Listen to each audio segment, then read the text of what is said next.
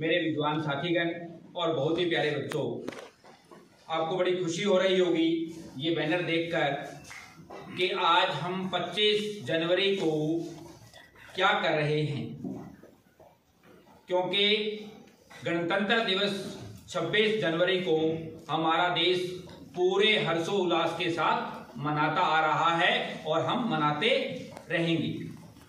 बच्चों, आज का जो दिन है वो हमारे विद्यालय में, जवाहर नवोदय विद्यालय मोली में, नवोदय विद्यालय समिति के निर्देशानुसार हमें गणतंत्र दिवस के उपलक्ष्य में प्यारे बच्चों के साथ कुछ गतिविधियां करवानी थी।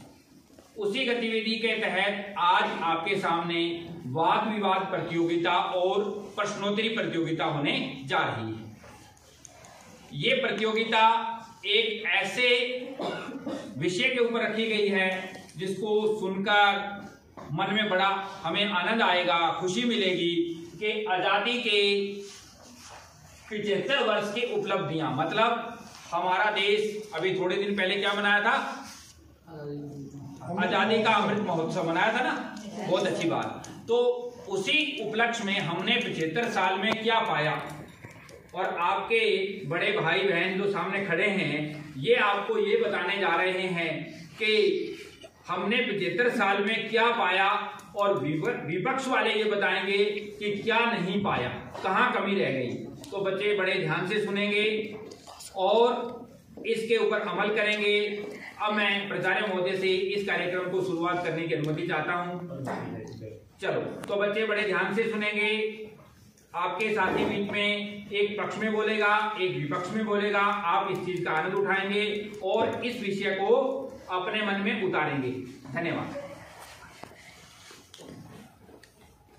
जैसे हम देख सकते हैं कि आजादी को 75 वर्ष बीत चुके हैं और आज तक भारत ने बहुत सारी उपलब्धियां प्राप्त करी है।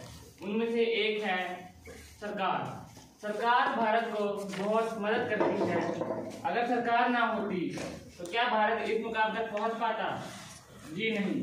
अगर सरकार ना होती तो सब अपनी अपनी मनमर्जी चलाने लग जाते, कोई भी एकजुट होके ना रहता, सब अलग अलग बिखर जाते और फिर बाकी देश हमसे ज्यादा ताकतवर हो जाते।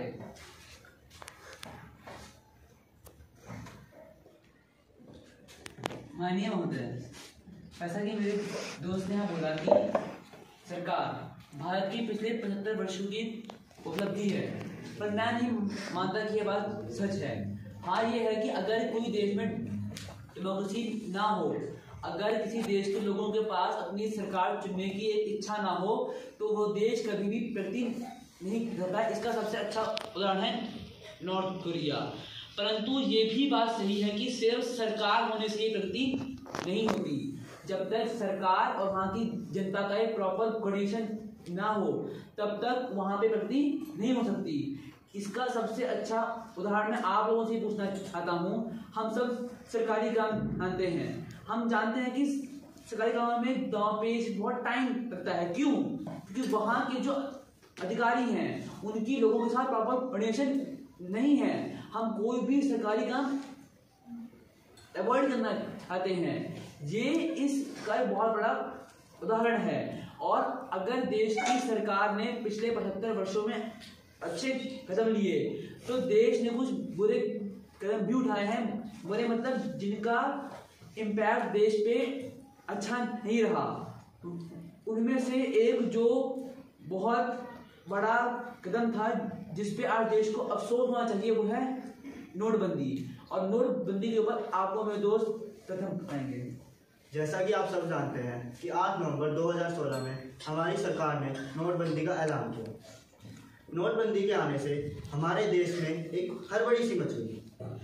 गरीब लोगों में तो एक तहलका सा आ गया इसके आने से। नोटबंदी के हो जाने के कारण आज भी कई लोगों ने अपनी नौकरी छोड़ी, और अगर इसके आंकड़ों के ऊपर नजर डालें तो 30.8 लाख लोगों ने अपनी नौकरी बेरोजगारी के कारण छोड़ी, अपनी नौकरी नोटबंदी में छोड़ी है। और इससे हमारी जीडीपी पर भी बहुत बुरा प्रभाव पड़ा। इससे हमारी इकोनॉमिक डेवलपमेंट 4 गुना नीचे गिरी। आज भी लोग अफसोस करते हैं नोटबंदी के ऊपर। रिजर्व बैंक ऑफ इंडिया के हिसाब से तो ये कहा जाता है कि 99% पैसा जो था वो उनके पास वापस आ गया। इसका मतलब है कि काला धन जो था वो सारा सरकार के पास आ गया और उसके बदले काले धन का सफ़ेद धन बन गया। और इसी के साथ जो गरीब लोग थे जिन्होंने अपनी धनराशि इकट्ठी करके रखी थी अपने फ्यूचर के लिए, उनके ऊपर भी एक बड़ा प्रभाव पड़ा। क्या हुआ, वो दिन भर लाइन में खड़े रहते और इंतजार करते कि कब उनके भी नोट बदले जाए, परंतु इसको करने में कई महीने में तक बीत गए। अंत में बस इतना ही कहना चाहूँगा कि नोटबंदी के आने से मुझे नहीं लगता कि ये भारत की एक बड़ी उपलब्धि है, परंतु ये तो सिर्फ एक घाटा था भारतीय सरकार के वजह। धन्यवाद। मैं अंत में एक चीज़ और बोलना चाहूँगा। तत्कालीन RBI गवर्नर रघुराम राजन ने अपनी एक book I do what I do में ये साफ साफ लिखा है, अगर नोटबंदी का फैसला मेरे हाथ में होता तब मैं नोटबंदी कभी भी देश में लागू नहीं पाता, क्योंकि नोटबंदी लागू होने के जो बड़े बड़े परिणाम तत्कालीन सरकार देश को पिछले 25-30 वर्षों के बाद दिखा रही थी, उसके बुरे प्रभाव से देश अगले 50 सालों तक भी नहीं उभर पाएगा। अगर RBI गवर्नर ऐसी बात बोल सकता है तो वह स्टेप देश के लिए कितना हानिकारक था, इसका अनुमान आप स्वयं लगा सकते हैं। माननीय महोदय, मैं आपके समक्ष हमारे देश की एक बहुत बड़ी उपलब्धि लेकर आई हूँ। पहले हम अतीत में चलते हैं। आपको 1990 का कश्मीरी हत्याकांड तो याद ही होगा। उसकी वजह क्या थी? आर्टिकल 370। ये इस आर्टिकल के उपरांत कश्मीर का संविधान अलग था, वो एक अलग राज्य था और वहाँ का झंडा भी अलग था, परंतु इस आर्टिकल के तहत वहाँ कोई भी प्रौद्योगिकी में गतिविधियों में बढ़ावा नहीं हुआ। वहाँ के पाकिस्तान की आतंक गतिविधियाँ भी वहाँ बढ़ गई और परंतु 5 अगस्त 2019 को यह कानून हटा दिया गया, जिसके तहत वहाँ पर लोगों को प्रौद्योगिकी में बढ़ावा मिला, उनकी आत्म शक्ति बढ़ी और धन्यवाद। ऐसा कि यहाँ पे भी सपाटी ने बोला कि आर्टिकल 370 हटाना देश का एक बहुत बड़ा कदम था। जी मैं मानता हूँ कि आर्टिकल 370 हटाने से देश में प्रौद्योगिकीकरण बढ़ा, ऐसा सरकार मानती है, परंतु हम सब एक्टिविस्ट को बहुत फॉलो करते हैं। मैं उन्हीं की बात करना चाहूँगा। बॉलीवुड की बहुत बड़ी एक्ट्रेस ज़ाहिरा वसीम, जो कि कश्मीर से ताल्लुक़ रखती हैं, उन्होंने यह बोला था कि लॉकडाउन में कश्मीर पूरे देश से अलग भाग था। कश्मीर में क्या हो रहा है क्या नहीं हो रहा है इसकी खबर देश में किसी को भी नहीं थी। वहाँ पे नेट बंद कर दिया गया था, लोग हमसे संबंध नहीं रख पा रहे थे। क्या यह चाहता है कि किसी भारत के किसी एक भाग का पूरे देश से अलग होना देश की बहुत बड़ी खामी है। और साथ ही साथ रही बात प्रौद्योगिकीकरण की, तो आर्टिकल 370 हटाने से देश में कश्मीर में कोई भी उद्योग का बढ़ावा नहीं हुआ है। अगर हुआ होता तो कश्मीर में आतंकी हमले कब के बंद हो गए होते, परंतु हम जानते हैं कि आज भी कश्मीर में आतंकी हमले होते हैं। इससे हमें साफ साफ पता चलता है कि आर्टिकल 370 हटाने का कश्मीर में कोई भी बड़ा फायदा नहीं हुआ है, बल्कि कश्मीर की डेमोक्रेसी वहाँ के लोगों से छीन ली गई है। आज कश्मीर एक केंद्र शासित प्रदेश है, वहाँ के लोगों को अपना CM चुनने का कोई अधिकार नहीं है। अगर केंद्र शासित प्रदेश कोई भी काम वहाँ के लोगों की मर्जी के अनुकूल नहीं करता तो लोगों के पास इसकी शिकायत करने का भी कोई अधिकार नहीं है। तो मेरे हिसाब से आर्टिकल 370 हटाना देश की एक सफलता नहीं मानी जा सकती। माननीय महोदय, मैं आपकी दृष्टि हमारे इन 75 सालों में हुए हमारे देश में टेक्नोलॉजी और डिफेंस के विकास के ऊपर डालना चाहूँगी। विक्रम साराभाई, जिन्हें हम फादर ऑफ इंडियन टेक्नोलॉजी के नाम से जानते हैं, उनका ये सपना था कि हमारा भारत एक आत्मनिर्भर देश बने और उसके पास ऐसे नए नए उपकरण, सैन्य उपकरण, मिसाइलें, रॉकेट सब हमारे पास हों, ताकि हमें किसी दूसरे देश के आगे हाथ ना फैलाने पड़े।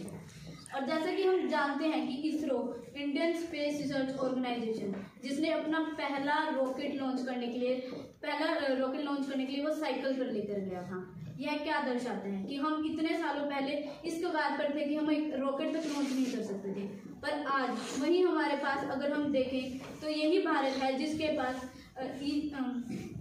इतनी मिसाइल्स जैसे कि अग्नि, ब्रह्मोस, एटॉमिक बम्स, ये सब कुछ आज हमारे पास स्वयं भारत में निर्मित हैं। यह दर्शाता है कि आज हमारी टेक्नोलॉजी कितनी ज़्यादा अच्छी हो चुकी है। और अगर हम बात इसको रिलेट करते हुए डिफेंस की करें तो टेक्नोलॉजी ने डिफेंस में हमारी बहुत ज़्यादा मदद की है। डिफेंस में जो ब्रह्मोस डिफेंस सैटेलाइट है वो भी आज भारत में खुद स्वयं भारत की ही है।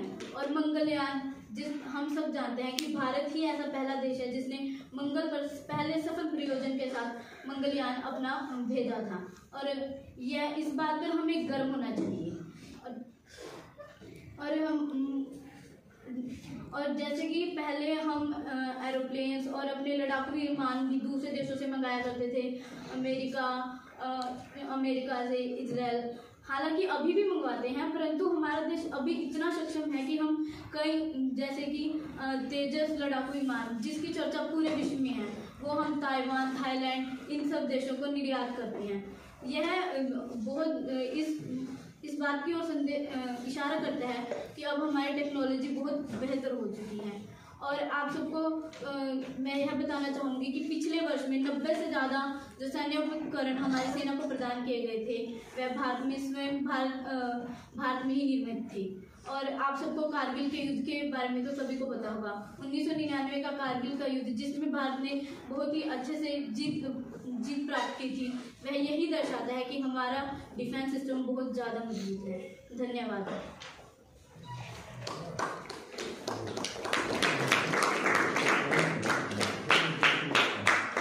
माननीय महोदय, जैसे कि मेरी सहपाठी शैली ने आप सबको यह बताया कि हमारे देश का आज आज़ादी के बाद 75 सालों के बाद हमारे देश का डिफेंस सिस्टम बहुत मजबूत है, परंतु अब मैं आप सबके समक्ष कुछ ऐसे बिंदु रखना चाहूँगी जो यह बात स्पष्ट करेंगे कि आज भी आज़ादी के बाद हमारे देश का डिफेंस सिस्टम बहुत मजबूत नहीं है।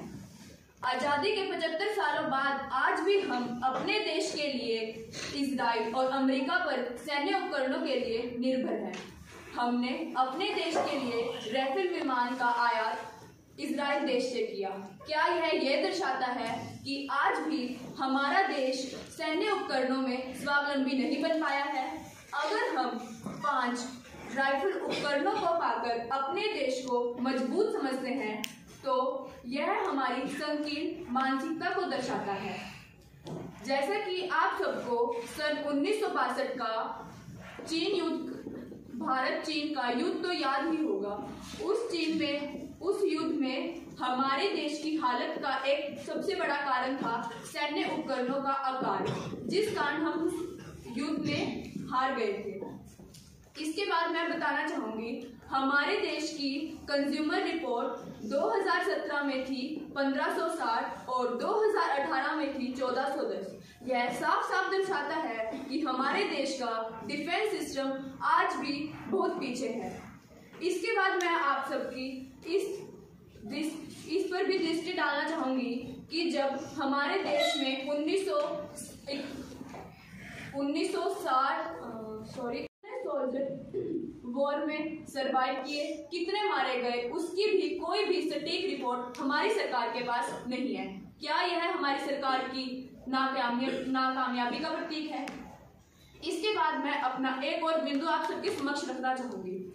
हमारे देश ने पिछले 8 सालों में दूसरे देशों से 1,56,000 करोड़ से ज्यादा कर्ज लिया है। अब मैं, जैसे कि आप सबने एक कहावत तो सुनी होगी, माँ बेचकर मासी नहीं खरीदी जा सकती। अर्थात अगर हम इतना दूसरे देशों से कर्ज ले लेंगे तो मेरे हिसाब से मुझे तो नहीं लगता कि इतना ज्यादा कर्ज लेकर हम अपने देश को विकास कर पाएंगे। सबसे पहले अगर हमें अपने देश को विकास करना है तो हमें अपने देश को आत्मनिर्भर बनाना बहुत आवश्यक है। धन्यवाद।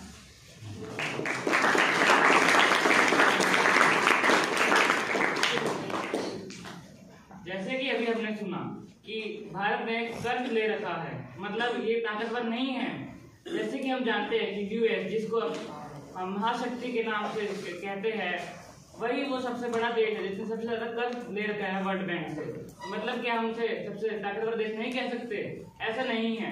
अगर हमारे पास सैन्य बल और इतनी आबादी है, हम ये नहीं कह सकते कि अगर हमने कर्ज लिया है तो हम ताकतवर नहीं है।